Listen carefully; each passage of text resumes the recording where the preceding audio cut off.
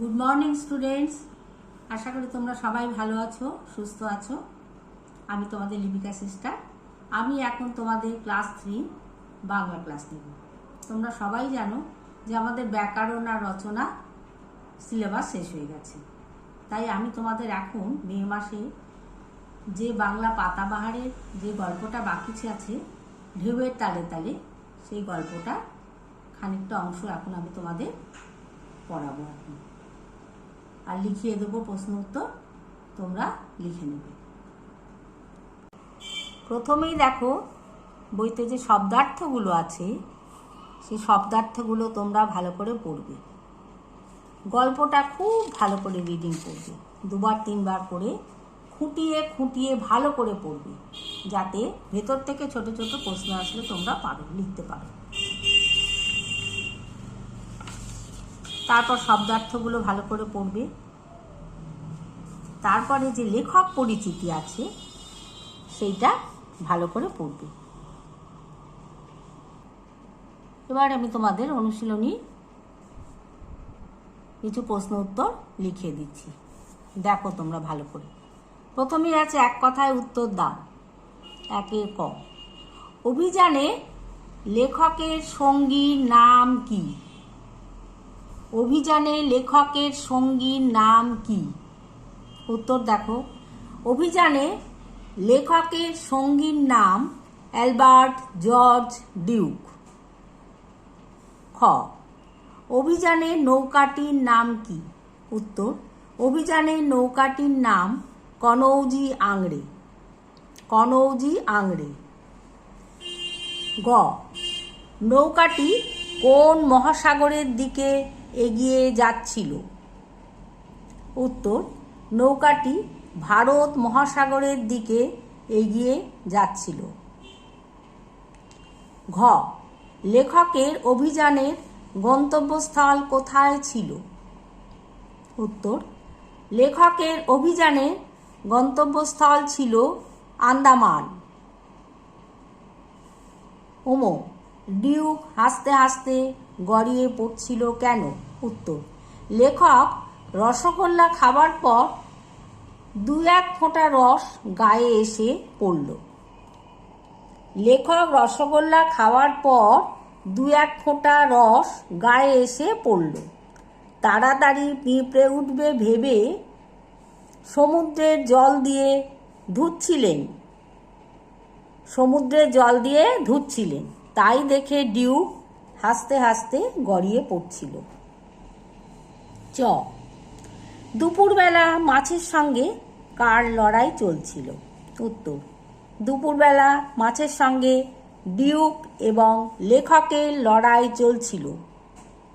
দুপুরবেলা মাছের সঙ্গে ডিউক এবং লেখকের লড়াই চলছিল।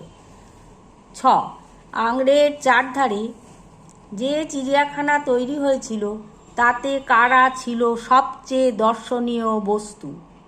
উত্তর, আংড়ের চারধারে যে চিড়িয়াখানা তৈরি হয়েছিল তাতে সবচেয়ে দর্শনীয় বস্তু ছিল নানা রঙের মাছেরা। সবচেয়ে দর্শনীয় বস্তু কি ছিল? নানা রঙের মাছেরা। এবার দেখো 2 নম্বর প্রশ্ন, শূন্যস্থান পূরণ করো। জল কেটে এগিয়ে চলেছে ড্যাশ, কি হবে? দেখো, ক, আংড়ে। তাহলে কি হবে? জল কেটে এগিয়ে চলেছে আংড়ে। এবার দেখো খ,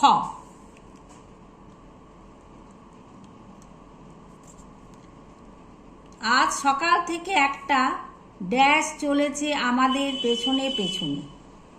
আজ সকাল থেকে একটা কচ্ছপ চলেছে আমাদের পেছনে পেছনে।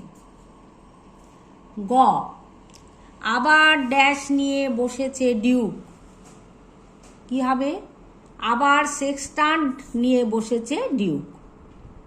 আবার সেক্সটান্ট নিয়ে বসেছে ডিউক। ঘ, ড্যাশ খাওয়া যাক। ড্যাশ খাওয়া যাক, কি খাওয়া যাক? রসগোল্লা খাওয়া যাক। রসগোল্লা খাওয়া যাক। উমরটা, পিঁপড়েকে এখানে আসতে হলে প্রায় ড্যাশ মাইল সাঁতার কাটতে হবে, কি হবে? 200 মাইল। কত মাইল? 200 মাইল। তারপরে চারধারে ড্যাশ ফুঁসছে, চারধারে জল ফুঁসছে, চারধারে জল ফুঁসছে। হঠাৎ আওয়াজ করে ড্যাশ ঝাঁপিয়ে পড়ে জলে। ডিউক, হঠাৎ আওয়াজ করে ডিউক ঝাঁপিয়ে পড়ে জলে। উত্তরগুলো লিখে দিয়েছি, দেখে নাও, মিলিয়ে নেবে শূন্যস্থানের সাথে।